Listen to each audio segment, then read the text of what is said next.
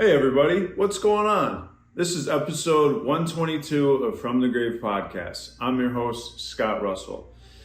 On today's episode, we have an incredible guest by the name of Light Watkins. Light Watkins is a longtime meditation teacher. He's been teaching meditation for over 18 years.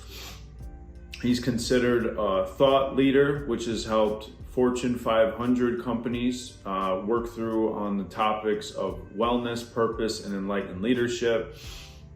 He is the author of 3 bestsellers, including his new book, Travel Light, which is spiritual minimalism to live a more fulfilled life, which we talk about and break down in detail on this episode. He is the host of the Light Watkins Show, which is a podcast that features the backstory of luminaries who have created platforms for social good. Light has created masterclasses and challenges to help spiritual practitioners around the globe embody the principle of inner work. And he's also been living out of his backpack for, since 2018, living nomadically. So very excited about this episode and hope you enjoy it. This is episode 122. Peace. What's the eternal principle? But one. Which is? Well, we call it God, but that personifies it.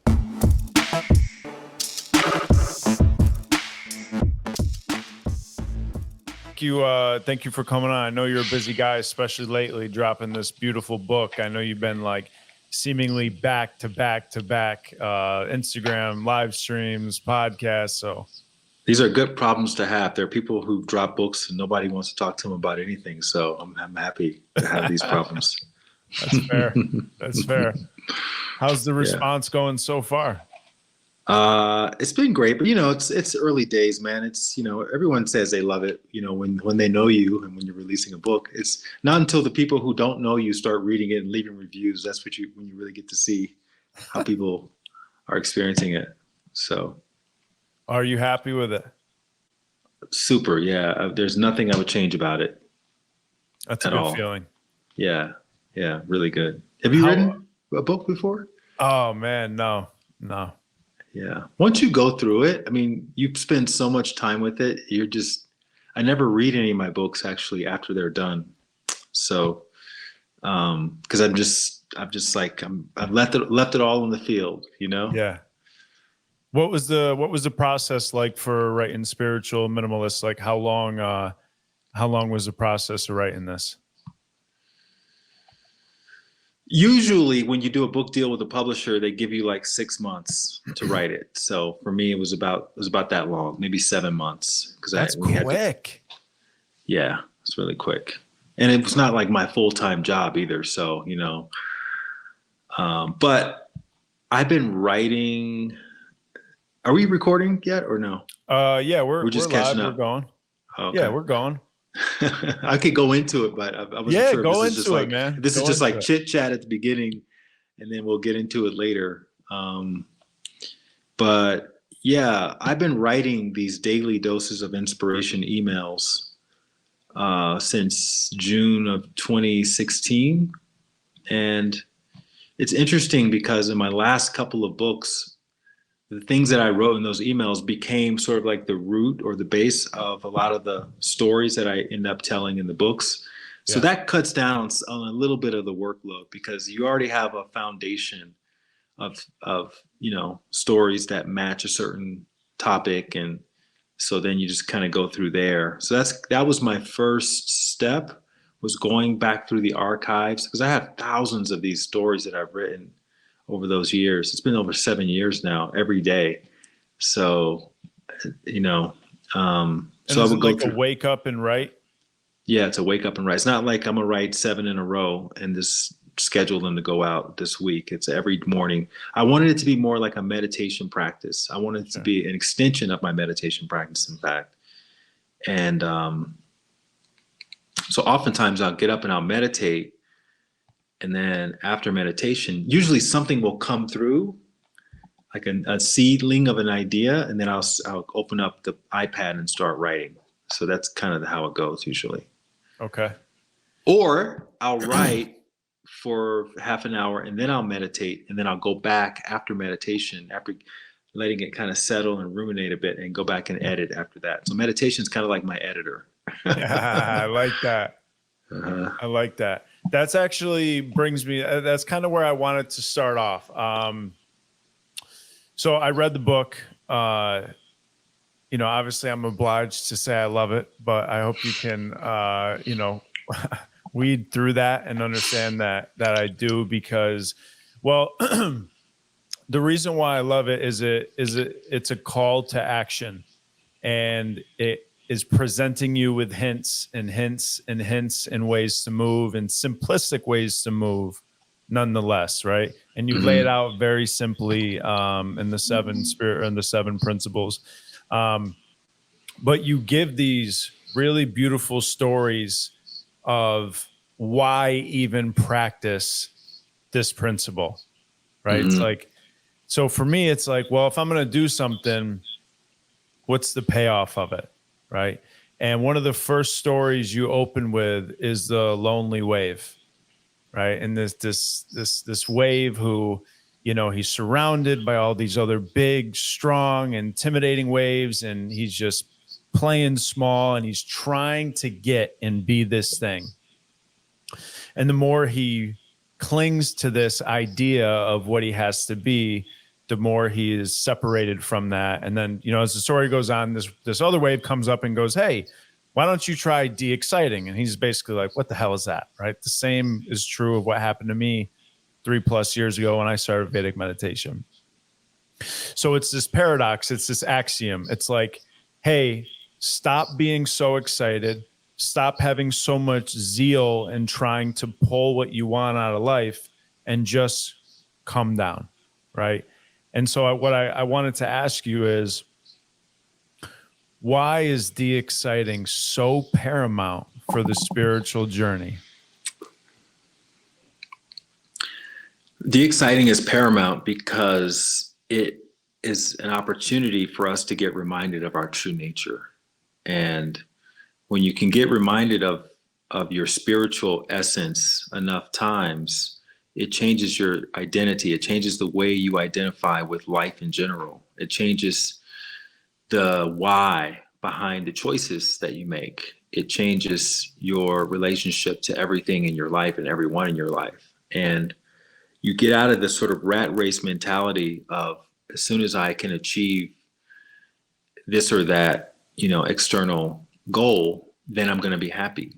And you realize that actually at your core is happiness. Happiness is found within you. De-exciting gives you an opportunity to tap into that, to plug into it, and to get recharged from it. And then you go back into your life with a greater sense of your spiritual purpose, right? And usually that involves some degree of service. So what that means is you have a more abundant way of looking at things. That people who are living a life of service are actually the most abundant people on the planet. People who are in the sort of zero-sum mindset, there's not enough to go around, I have to, take advantage of this situation before the next person does. That's a scarcity mindset.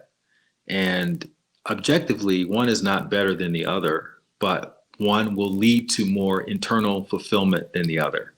And you just have to try both and see which one. Don't take my word for it. Try both of them. Try the acquisitive approach to happiness, and at the end of the day, see how that makes you feel. And then try the service approach and see how that makes you feel. And you can determine for yourself which one is the best approach for you at this stage in your life.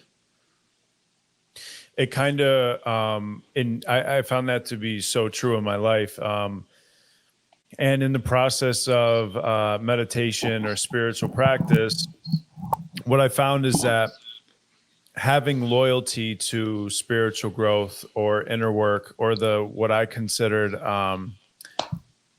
I don't want to say hilarious, but a very funny quote in the conclusion where you're like, hey, like reading a self-help book doesn't qualify as inner work. Like, go do these things. I actually laughed. I was like, wow, that's probably the best way to end a guidance-based book.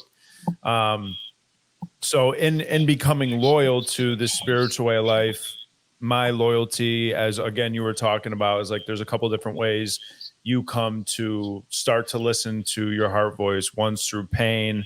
I forget what the other ones were, but mine was through pain. Curiosity was the other one. Pain and curiosity. And then choicelessness, right? Mm-hmm. Okay. Not having a choice. Right. So for me, it was honestly, it's been in those steps, to be honest with you. It started with pain. Mm-hmm. Now curiosity is floating. And often, which the most powerful part of the book for me was the imposter syndrome, but we're going to get to that. So it started with pain. The heart voice and curiosity is always there, but often you come to the edge of a cliff and you get smacked in the face with this choicelessness, which is honestly been very annoying to me, because I want wiggle room. I really do. I want wiggle room. I still have those molecules in my body that rebel against this jumping, this, as you say, leap of faith. Like Joseph Campbell says, when you're walking the road, you're going to come to a great chasm, leap, right? And there's still resistance that moves around within me. And I know it has a lot to teach me, but it's very cute and pretty to talk about. Very hard to listen to it and learn, you know? So you talk about this expansive and playing small. And I think I get in theory what you're talking about, but can you shed more light to what it means to, or basically both, what the expansiveness looks like on a human life? Sure. So you're referring to, I'm describing in the book, Travel Light, I'm describing the quality of the heart voice. The heart voice is another name for the voice of your inner guidance, the voice of intuition.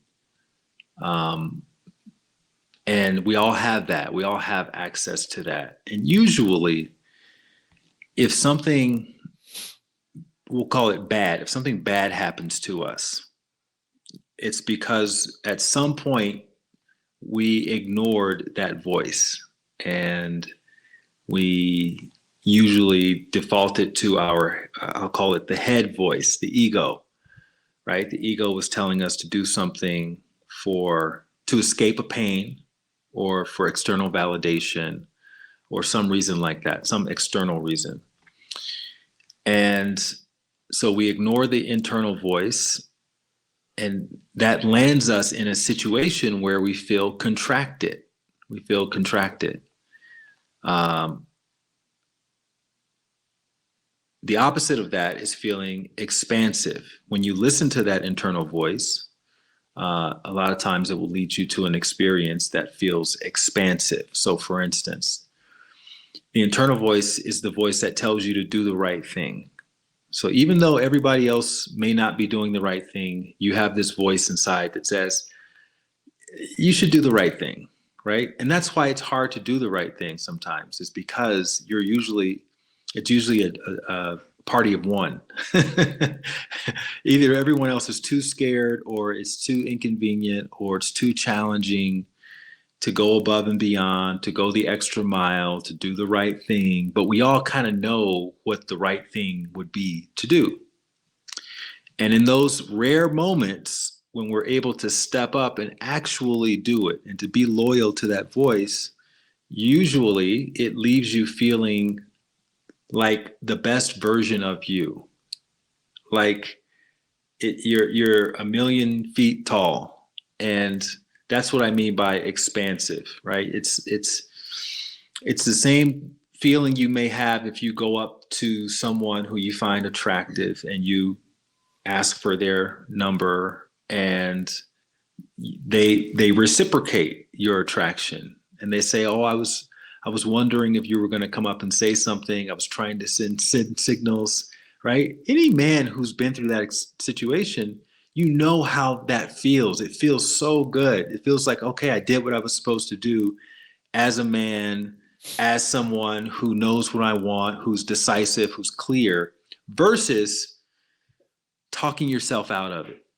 And then on the walk back home or back to the job, you're thinking about it, and you're thinking, oh my God, what am I doing? Like, why don't I have the courage to do? That's the contracted feeling, right? So we all have that. We all have experienced that when you didn't say something, when you didn't stand up, when you didn't honor what your heart was telling you to do, you feel contracted. And when you do, and you put yourself out there and you take the leap of faith, it makes you feel like your true self, your most authentic self. And you get reminded of what your true potential actually is. So, I mean, that was a very good example about, going up to an attractive woman and having that reciprocated, because I think a lot of the time, and I'm guilty of this too, like people think like when we talk about this heart voice that it's some, great, I mean, it is a spiritual thing, but it has to be some great decision where I'm going to listen to my heart voice and carry the torch into my life and everything's going to change.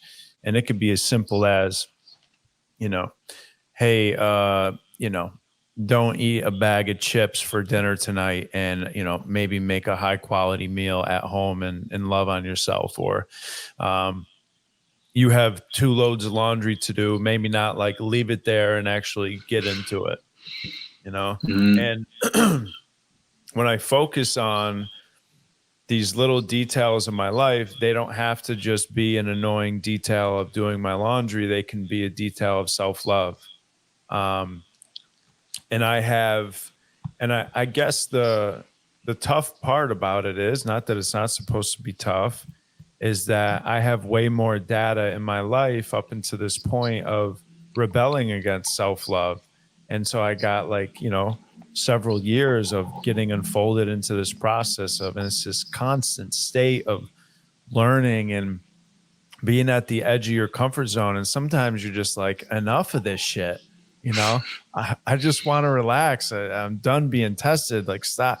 I don't want to listen to you anymore. I don't want to have this constant pull. And that's when I get contracted. I feel like it's too much. The game's been too long.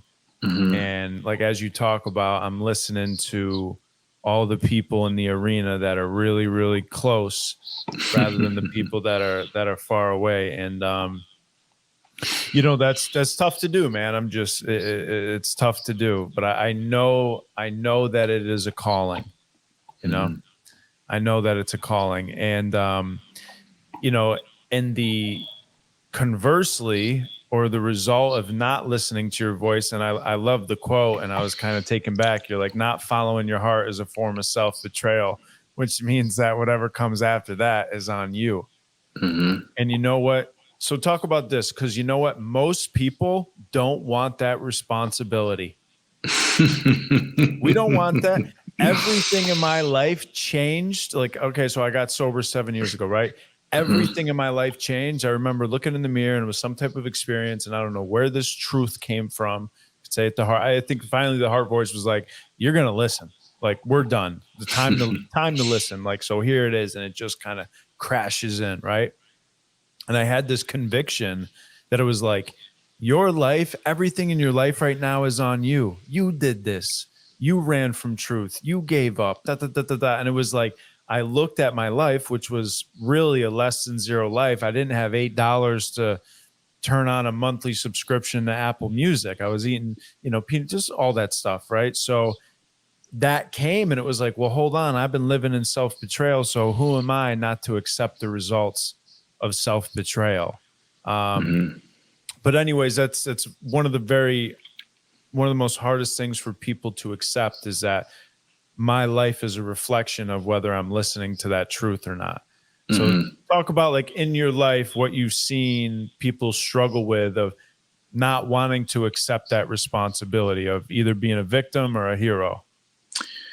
Yeah, I think that is the main indicator of whether or not someone is spiritually mature versus whether they're spiritually immature, right? And I like to distinguish it from just regular mature. You could be a mature person. You could be an adult, and you could be, working and paying your bills and going through all the different emotions and the roller coaster of being a human. But you don't become spiritually mature until you can look at your life and take full responsibility for everything. And when I say that, I don't mean in a punitive way. I don't mean that you look at the bad things and go, oh, so, I intentionally punish myself for this. No, it's not. That's not what that means to look at it in a spiritually mature way. What it means is you look at everything that you've experienced as a growth opportunity, right? That's what I mean by taking full responsibility. Everything is a growth opportunity. Everything is for you, in other words. So, for those of us who've been to high school or to university, usually after middle school or elementary school, you can kind of make your own schedule, right? You can decide I want to take art classes, or you can decide I want to take dance classes, or you can decide I want to take geometry or trigonometry or calculus, or I want to be a math major, or I want to be an archaeology major, right? You have a lot of leeway in what you want to study. And in the spiritual perspective, we come to this life with a certain curriculum that we have orchestrated for ourselves. So that dictates to a large degree some of the experiences we've had and some of the, the background that we come from and the parents we have and the siblings, and all of it is curated for that specific curriculum that we have. And that's it's obviously you can't prove that 100%. You can't prove that. There's no one on the planet who's alive who can prove that. But here's why I like this framework, is because it empowers me. I'll just speak to my own experience. It empowers me.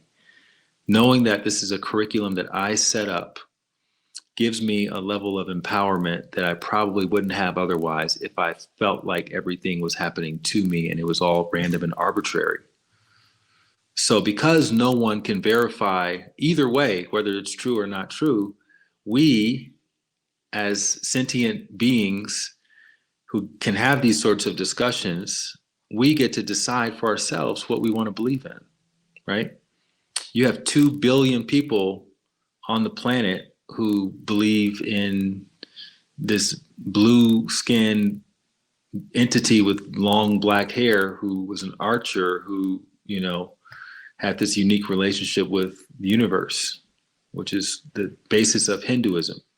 And you have another however many million or billion who believe that a man walked on water 2,000 years ago. And you have another who, you can keep going on and on with all the religious beliefs. And we just take those as, oh yeah, sure, of course Jesus existed, and you see football players pointing up to the sky and and I'm not saying that it's wrong or right. My point is we can believe whatever we want to believe, whatever that person needs to believe to get that ball in the end zone. They've adopted a belief system that allows them to rise to the occasion. And so I encourage everybody to do that.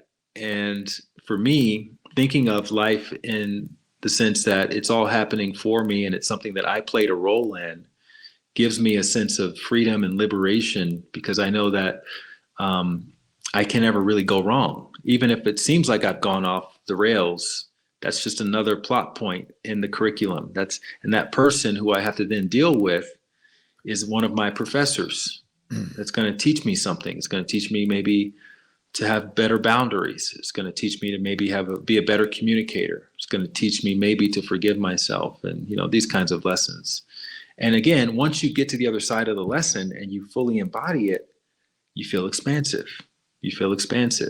If you're still struggling with the lesson, you feel contracted in those situations, which is just feedback. It's feedback that, oh, I'm still in the middle of this lesson right now. So instead of wasting time trying to escape the curriculum, which is impossible, then it's a better use of time to really get honest with yourself and face that lesson head on. You can't go wrong. You just can delay the course. But you can't get out of the class. It's impossible. There is no door out of the classroom. So you may as well go sit in the front row and put your glasses on and start taking notes and paying close attention, because the only way to get out of the class is to embody the lesson, and then you graduate. That's powerful. So contraction has just as much love in it as expansion does. Correct. Yeah. Right? Because I need contraction in order to have expansion, no? Mm-hmm. All right. So it's in order to kind of navigate through the situation, you can, okay, I've tried. It's like what Thomas Edison said when somebody said, how does it feel to have failed 10,000 times before you invented the light bulb and keep going? And he said, I don't look at it like that. I look at it as inventing the light bulb was a 10,000 step process. So learning how to forgive may be a 10,000 step process where you have to burn yourself, 10,000 times until you finally get it. Okay, I've tried it this way. I've tried it that way. Now, finally, let me try this other way. Let me actually just try forgiveness with no strings attached. Oh, wow. I feel expansive. Okay. That was it. So, all right. So we're talking about very, very beautiful, dense things that I have, that my life, that the living in a state of contraction for a long time shot me into this way, and was like, well, you better face this music and get down with living this way, or you're just going to be continually choosing the pain and suffering that you came in the door with. So that was my entrance fee. How did Light Watkins get into this, Vedic or just regular, all different types of form of meditation teacher for 20 plus years? Were you always kind of spiritually inclined? What tipped you into the door? Well, first of all, I just want to acknowledge you. And, I meet a lot of guys, people who are in recovery or who, started recovery years ago. I work with a lot of people like that in meditation, and they're always the sweetest people. They're always super nice, introspective, like a Rich Roll, for instance. Rich Roll's story a little bit. Mildly. Yeah. He hit rock bottom, got DUIs, was 4 times the legal limit, drunk driving and this kind of thing. And now yeah, exactly. Now he's making such a massive impact in the world. And I would argue that if you guys had not gone through the things you've gone through, you wouldn't be making the type of impact that you're making right now. You wouldn't be able to even have the kind of conversations from a place of humility that you have right now. And so,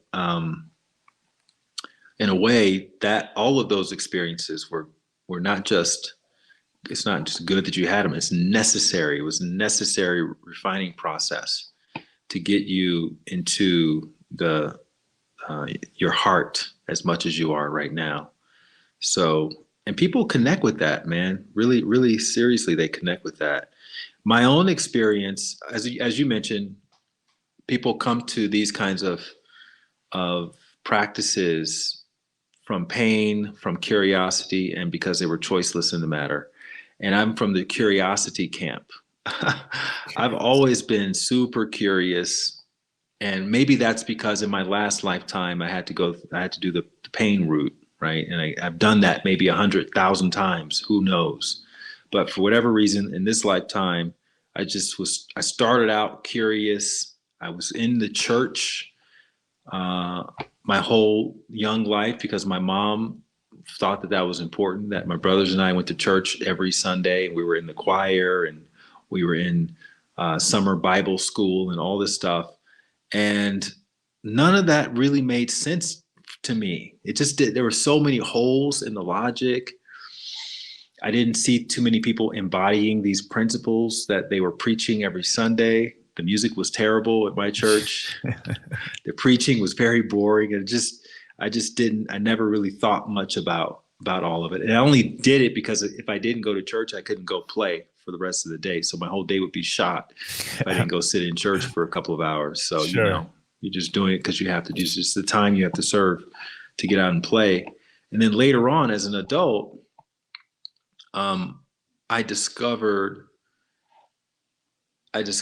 preaching, like really good preaching. And I found myself going to church, the churches where they had the most impactful sermons and preachers. And then, so then I just realized, oh, some people are really gifted at this preaching thing. And then I started reading later on in life. I started reading spiritual books, just almost by accident, again, going on what we talked about earlier.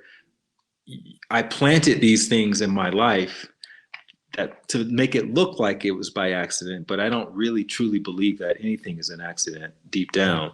But just for the story's sake, we'll just call it an accident, right? In other words, I wasn't intentionally looking for this knowledge. But when I found it, I realized that it answered a lot of the questions that I had always had that I didn't even know there were answers for.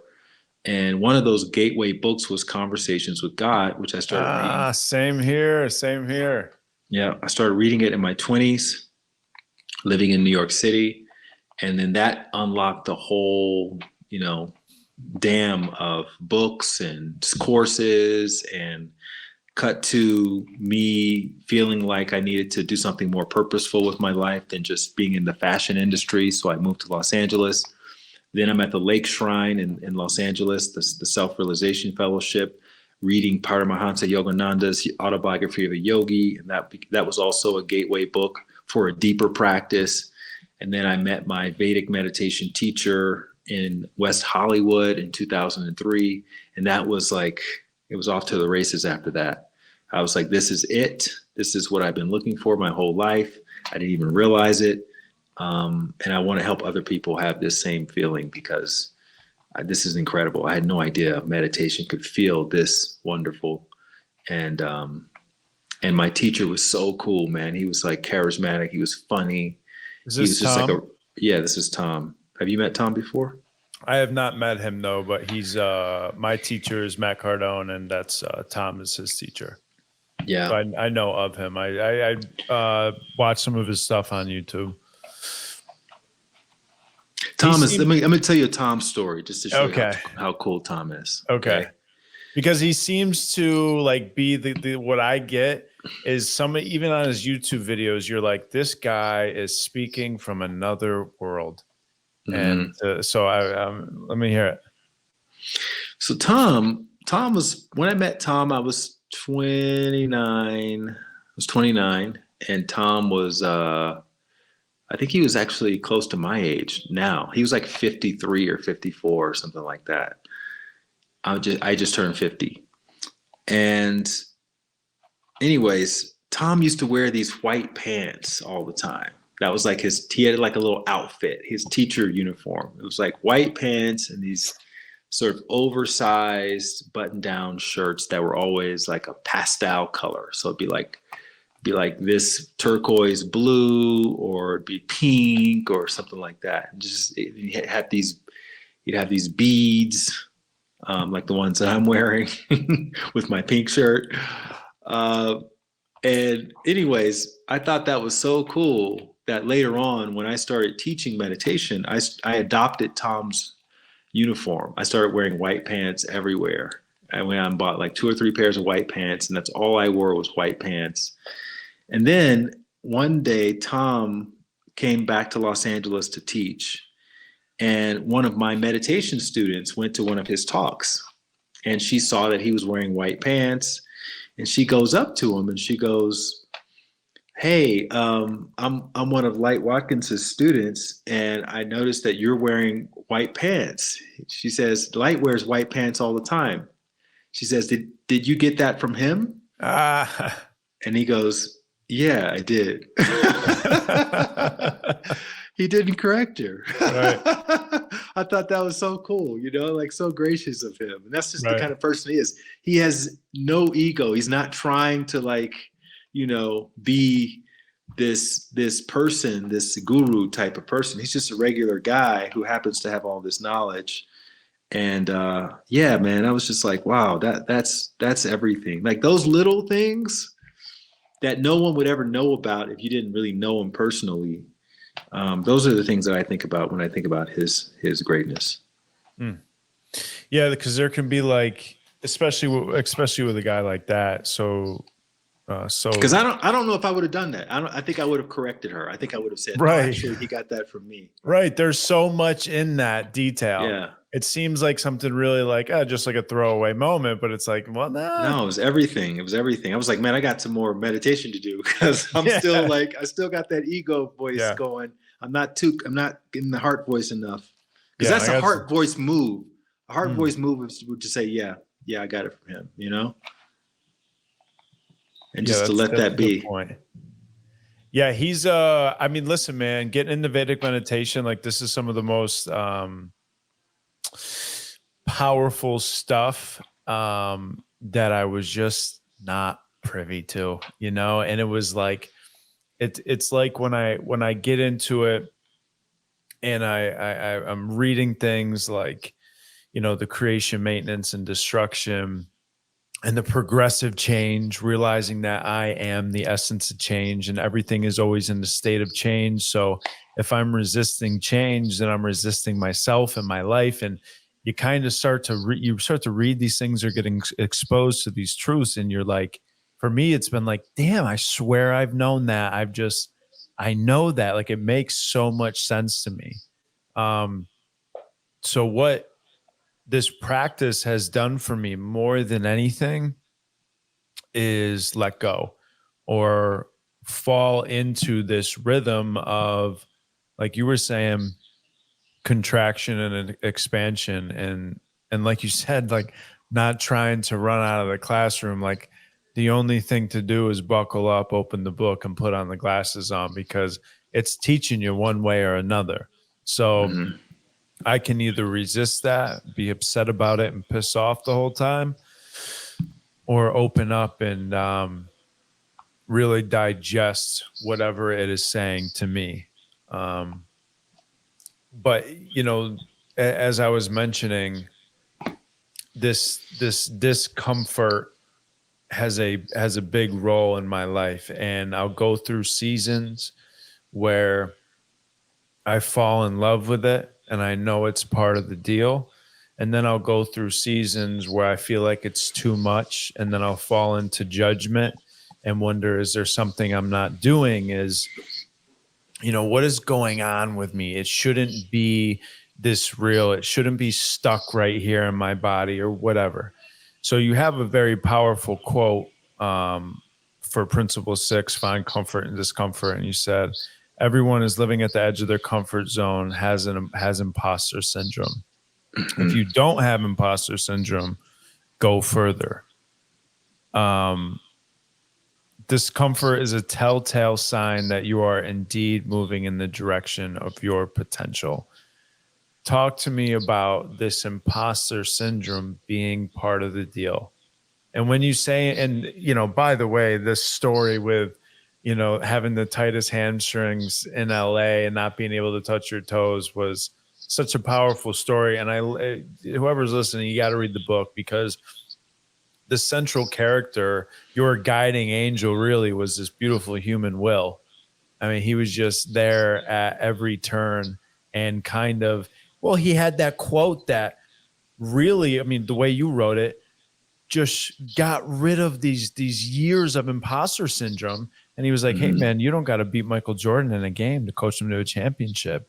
And you were like, right there, it changed. So what a beautiful soul. Almost like this was just this silent kind of, the way I took him in was just this angel, this silent angel, this guy that just had so much power underneath the surface that just his presence was kind of just there nudging you, bringing you along the way.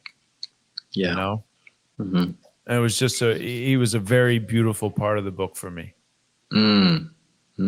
Beautiful. Yeah. He would like to hear that. He would appreciate that. Yeah, man, imposter syndrome. So, a lot of the message around spiritual minimalism is, again, listening to your inner guidance. And what the inner guidance is doing is it's leading you via your curiosity, if you choose to follow it, to your path, or along your path, I should say. I would say you're already on your path, but it just continues to lead you through to your path in the most adventurous way possible. But, we all have this vision for ourselves. We all have this vision for ourselves. I would argue we all have a vision for ourselves. Some of us may see ourselves as a parent of many kids, and maybe you don't have any kids right now. Maybe you're not even in a relationship right now, but you can see it for yourself. And maybe you've seen it for a long time. Some of us may see ourselves as an athlete or entertainer of some type. Some of us may see ourselves as a thought leader of some type, or a head of state, or, a philanthropist or something. There's something you envision about yourself. But what we tend to underappreciate is that the person you are today listening to this conversation is not the person you will ultimately have to become in order to truly step into that role, in order to truly fulfill that vision. And usually the experiences and the moments that we consider to be obstacles to our path, that's that resistance that we have to overcome, both internal as well as external resistance. For instance, you have a stroke and you have to learn how to walk again, that kind of thing. Those are, again, necessary for you growing into your potential to step into that role, to fulfill that vision. So for instance, Nelson Mandela, he had a vision for a free, apartheid-free South Africa. He was a revolutionary. He was involved in some pretty, he would argue that it was necessary tactics in order to try to survive in an apartheid world. I wouldn't think he would think that he was trying to get rid of apartheid through those tactics, through, having conversations about bombing people and using lots of violence and stuff like that. But he saw it as a necessary tactic to get the attention of the people who were in those bigger, higher positions, to potentially get them to change their mind about, how willing the people were going to be in going along with this type of government.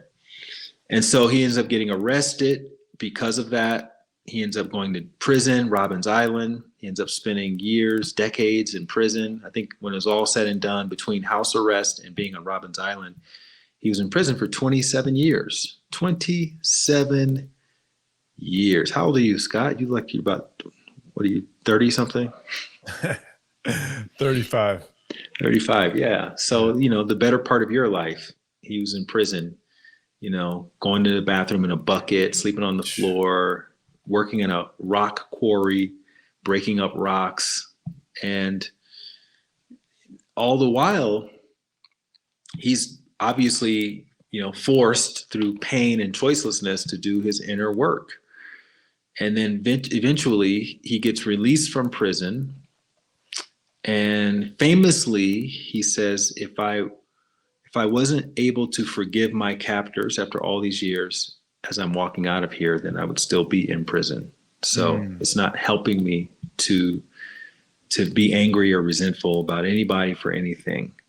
But then what happens after that? He walks out of prison and he becomes the president of South Africa, the first Black president of South Africa. Apartheid is finally gone. So his vision for South Africa was fulfilled via him. He stepped into that role, but he wasn't ready to be president. That's right. The 27 years forged him into the president. The 27 years, exactly. It put him in the incubation, and getting to that point in his heart where he was able to unconditionally forgive his captors. And I would argue that it took him 27 years to get to that point. And when he finally got to that point, the class was over and he was able to leave the room. That's how I like to see it. It empowers me, It empowers me. And I think that it can empower anybody who adopts that mindset. It certainly has empowered me, and as much I would think that there were probably many hard days and hard nights in that 27 years for him. But at the end of the day, he literally had nowhere else to go but to face the reality. And reality had won, Mm-hmm. So as pissed off as he may have been or discontent with having to be in that class, he still had to face it. And in my life, it's like, no matter, you just have this knowing, because once you have the experience in your life of having your own proverbial prison days, and you realize that, like, you look in your past and you go, well, this painful moment or some of the most painful moments in my life have turned into the most holy things. And you turn out to love them because you realize that you needed them to forge you into this person to kind of stumble forward and maybe get closer to the vision. And I didn't even know I had a vision until I started to get closer to it. And I just started to make next right choices or move in the direction of next right action type thing. So yeah, I mean, I love the theme of everything we're talking about because, and I didn't think choicelessness was going to go this way. And I was kind of having a hard time understanding what you were talking about. The quote that you gave in reference to choicelessness was, if you tried everything under the sun and it's just not working, the universe is saving your ass. But the Nelson Mandela thing makes so much sense because it empowers you to say, whatever is in your life that you're resisting, whatever is jamming you up, you need to go right there. It's like begging you to open your doors to it, Mm-hmm. Yeah. I've shared this story on a few other podcasts, but I think your audience will enjoy it. And this is a story of back in my yoga teaching days. What's funny, I'm going to tell a little bit more detail that I don't normally tell because of some of the things we've been talking about. But I taught at yoga. Actually, Will was my mentor, was one of my mentors in yoga. And he eventually let me take over one of his classes on a Wednesday, his Wednesday morning class. And so that was very generous of him to do that. But I had a little 10-minute commute to that class to teach. And I had it all timed out. I would leave 15 minutes early, arrive 5 minutes early, be there to greet people, and start the class right on time. Because I always wanted to start the class on time so that I let people know implicitly that if you're late, we're not gonna wait for you, type of a thing.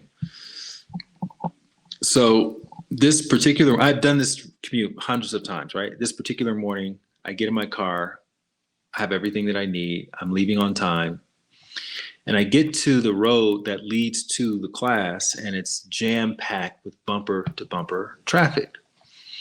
So this is unacceptable because this means I'm going to be late. So let me zigzag down to the other road that's not, far away, a few blocks away, that goes in the same direction. Same thing, bumper to bumper traffic.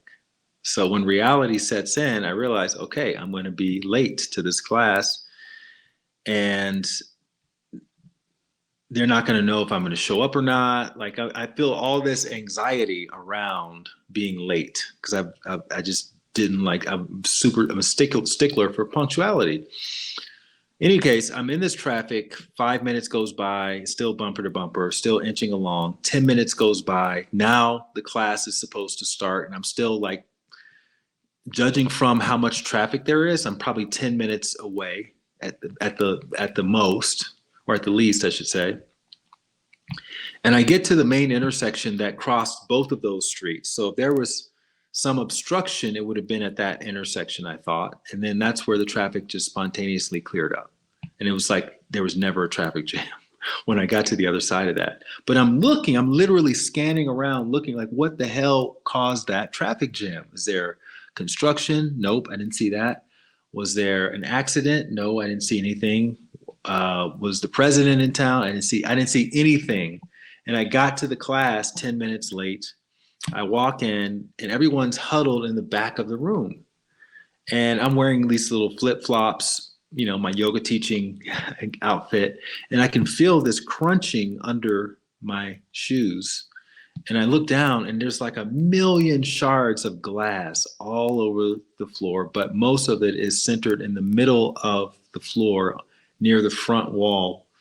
And I look up and the whole front wall is a wall of mirrors, except in the middle, there was an empty space. Apparently, right at the top of the hour, right where I would have been sitting to start the class, that middle panel, which is probably 9 feet tall, 4 feet wide, dislodged and came crashing down.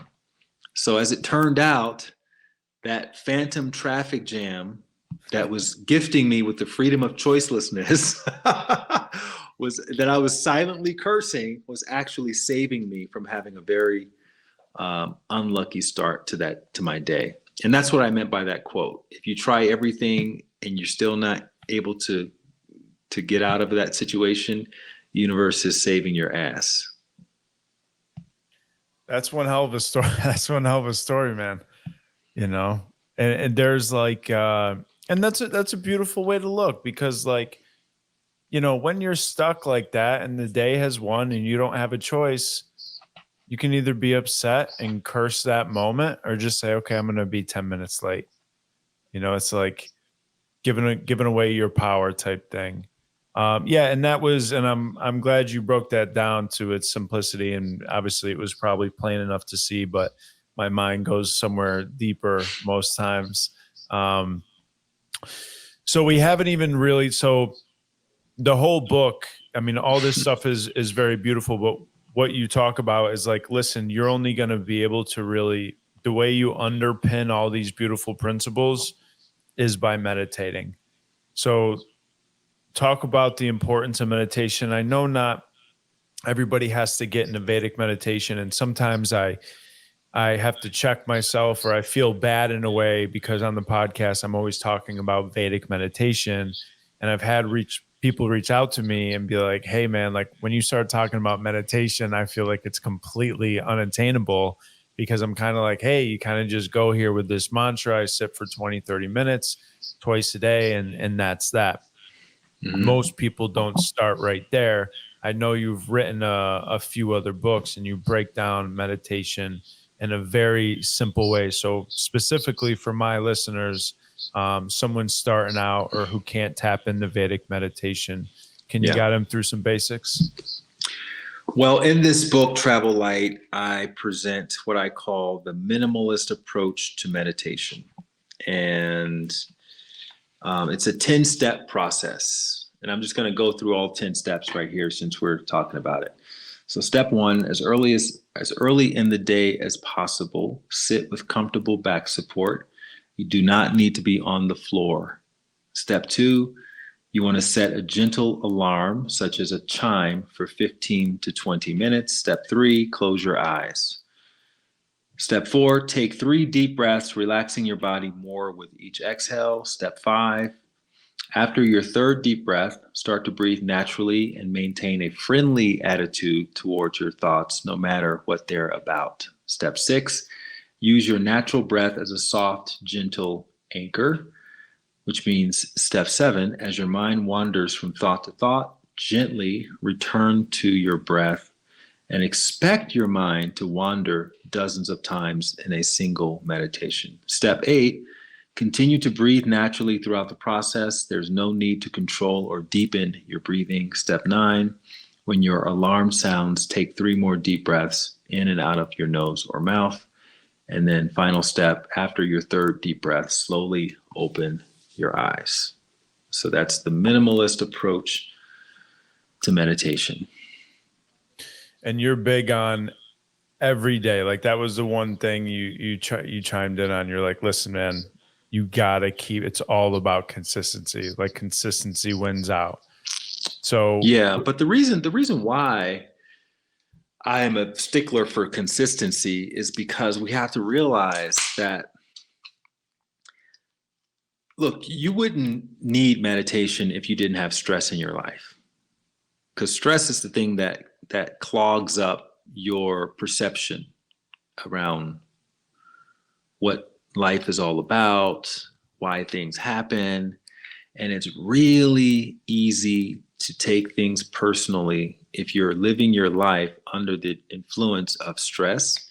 It's really easy to operate via cognitive dissonance and magical thinking and delusional thinking when you're under the influence of stress, because stress is more of a short-term effect to ultimately to help you. Stress is there to help you, but we have to understand that the body is still operating on the 10,000-year-old model.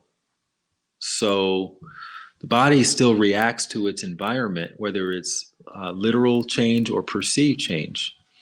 And we are in a precarious situation today where we have access to information, both about ourselves as well as about other people and strangers, to the degree that we never would have been able to know these things before in an entire lifetime. We can come across more information in 1 or 2 days about what's going on in the world and about other people's business than we would have had in an entire lifetime.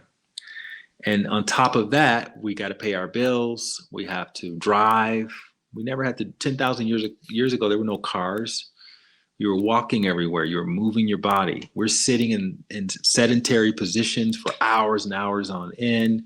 We're eating processed stuff. We're washing it down with neurotoxins, right? We're exposed to all kinds of pollution. And I mean, I could keep going on and on, but you get the picture. There's a lot of things that are happening that are not very natural for the human. And so we're in a situation where every time we get up in the day, we are exposing ourselves to lots and lots of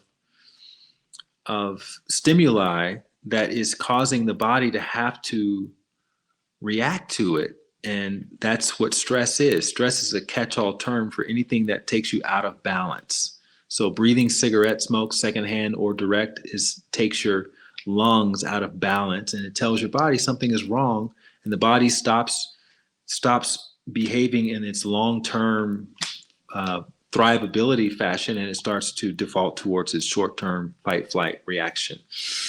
And so if that's happening all the time, and it's clouding up your ability to be present, be happy, be fulfilled inside, and that's not taking any days off, then you're going to have to counterbalance that with something, and you're going to have to be as consistent. Otherwise, it's a numbers game. It's a numbers game. It's kind of like if you were spending $1,000 a day, but you were only earning $50 a day. And if there was an activity that gave you $5,000 a day, you would absolutely do that activity, no matter what it was. You would justify it.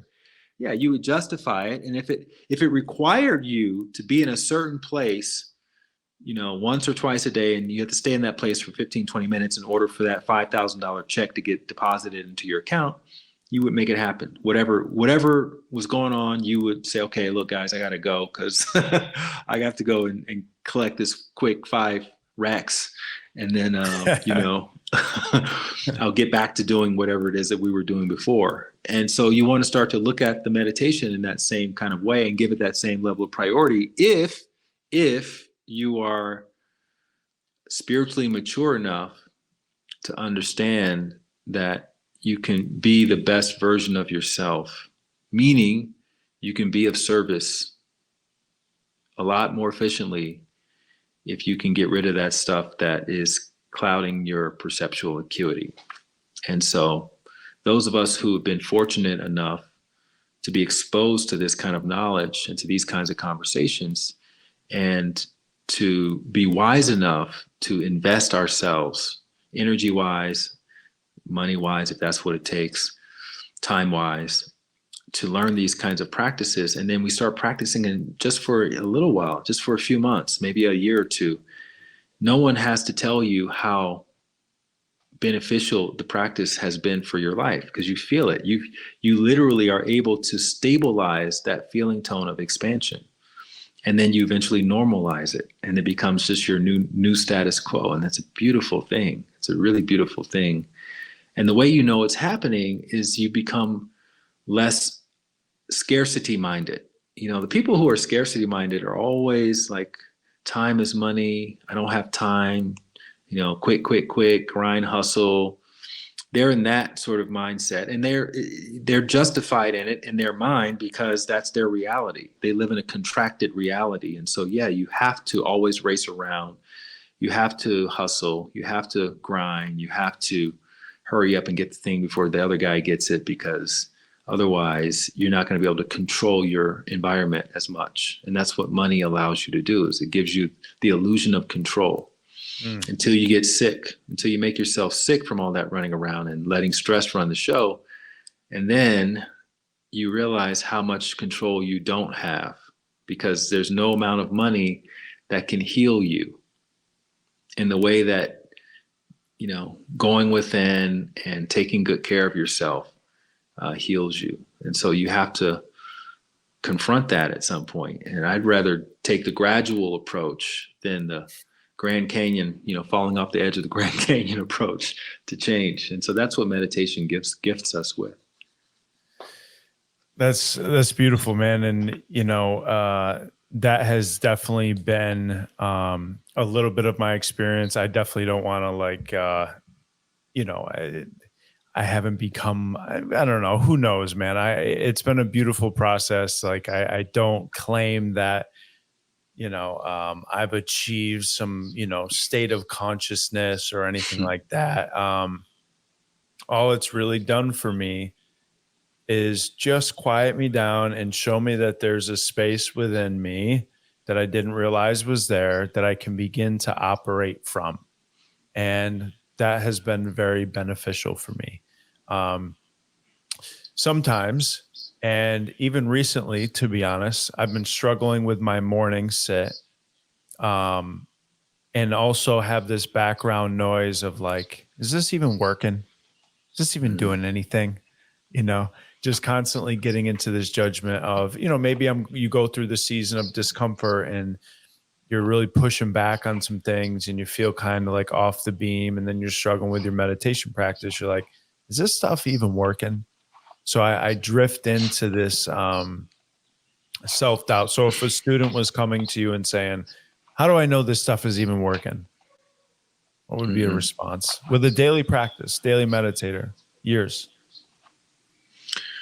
The way I tell people to gauge progress is not by what they're thinking about in the meditation. That's not going to tell you anything except for what's being released from your body. The best way to determine success in meditation is based on what you're experiencing in those other 23 hours and 20 minutes of your day, right? So how are you sleeping at night? Are you more adaptable to change? Do you feel more patient as a person? Do you feel more generous? Are you operating more from abundance than scarcity? And it doesn't have to be all or nothing, It doesn't have to be your daddy Warbucks or you're a homeless person. It doesn't have to be you have the patience of Job, or you're, frantic, or it's just like, it's all in degrees. So if prior to meditation, you were 50% patient, 50% impatient, and then after a year, you're 60% patient and 40% impatient, then that's progress, you know? And I'll share a story just to kind of illustrate it. There was this woman who I worked with years and years ago in New York City who was a high-powered attorney, and she came to learn meditation with me. She took one of my trainings, and she was a very type A personality, which was a good thing because it meant she never missed a meditation. She meditated 20 minutes twice a day, every day, for a year. And then I was in New York a year later teaching another group of people. And anytime I teach people, I always give them an open invitation to come back and sit in on one of my trainings. So I look up one day and she's in the training as a refresher. She's listening to it. And it happens to be on the day that I was talking about the benefits of meditation and how to track progress. And she came up to me at the end of the class and she said, "Hey, I don't know if you remember me, but I learned a year ago with you." And I said, "Yeah, I remember." She said, oh, well, I've been meditating just like you say, clockwork every day, never missed a meditation. She says, but, I heard you talk about the benefits of it, and I don't feel like I'm experiencing any of those benefits. And I'm not sure if it works for me or what the deal is, but that's why I came back, because I have so much confusion around it. And I said, so let me get this straight. You have never missed a meditation. She goes, nope, never missed a meditation, every day, 20 minutes, twice a day. And I'm thinking, a lot of times when people are so type A, they're very hard on themselves.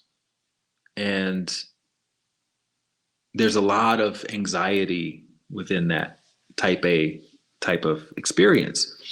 So sometimes it may take a little longer than a year. But anyways, I didn't get into all that with her. I said, look, it's not possible. I had no doubt that she was benefiting from it, but I know that she needed to hear something, that would help to reassure her. So I said, look, it's not possible for someone to meditate every single day, 20 minutes twice a day, and not benefit from this practice. I said, you may not realize how much you're benefiting, but I'll guarantee you that there are people around you that are starting to notice if they haven't already said something. So I just keep going, trust that it's working, and we'll see what happens. And she left, and I could tell she was a little bit disappointed. She didn't feel as reassured as she was hoping she would feel. And then 3 months later, I get this email from her.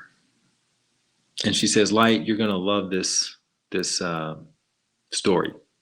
She says, I was out to dinner with my husband, and we got into one of our normal arguments where I was right and he was wrong, the usual. And after some time had passed, after the argument had been buried, he started looking at me. He was looking at me in this really strange way, like I was a ghost or something. Finally, it got too weird, and I said, why are you staring at me like this? And he said, honey, 6 months ago, if we got into that same kind of argument, you would have left me in the restaurant. And now you're just able to sit here and keep eating? He said, I think that meditation is working. Because that was their pattern, they would get into an argument and she would bail. She would just leave him. She would just get up, not say anything, and walk out of the restaurant. And that had happened dozens of times. And what's great about the story is she wasn't even aware of it, even after he pointed it out. After he pointed it out, she goes, oh, right, I forgot. Like, she didn't have to say to herself, stay in the restaurant. She didn't have to force herself. Yeah. It's just that when you lose the stress, see, this is what people don't realize about stress. They think meditation makes you gullible. Actually, it's stress that makes you gullible. Stress makes you justify getting up and leaving the person that you said, till death do us part, I love you no matter what, in the restaurant by themselves, and completely feel justified in doing so. And if you do that over and over and over, eventually that person is not going to want to spend a lot of time with you, right? And you may look at them and blame them, but actually, you created that situation because you were listening to your body. Your body told you to get up and leave. It was stress that told you to get up and leave. That wasn't actually your heart. Your heart wouldn't say, get up and leave. Your heart would say, well, let's just, let me stop trying to be right. And let me just spend a moment and listen. And this is just for anyone, man, woman, any kind of situation, not specifically that situation, because who knows what they were arguing about. But, that's what the heart does. So in actuality, meditation makes you bold. It's bold to sit in the discomfort of a dialogue that doesn't go the way you think it should be going, and to try to understand it. And try to understand the other person, and try to have compassion, and try to have patience, and try to be generous in your spirit, and give them time that you would want if someone was saying something or if you were saying something that someone else didn't agree with. That takes a lot of willpower, a lot of boldness, and that's what meditation gives you more and more of. That's beautiful, man. And I love to start wrapping up on this, because like you mentioned, there's so much boldness in stillness. When we think about boldness, it often seems like some, at least in my mind, bravery, chest out, making some, heroic ploy to display this strength. And it's like, no, boldness for me was getting still, getting quiet, and operating in the same life in a completely different way. Mm-hmm. And as a result, I started to achieve a completely different life, because now there's a new person moving and grooving through this day to day. If I'm in that relationship and I'm not getting up and leaving, I'm no longer on the track to getting divorced. My relationship is blossoming.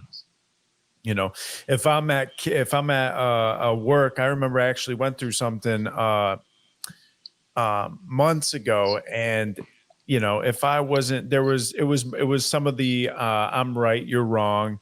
It was, I know how, if you guys would do and handle this thing the way that I know it should be done, everyone would be okay, and there wouldn't be this riff in the team right now.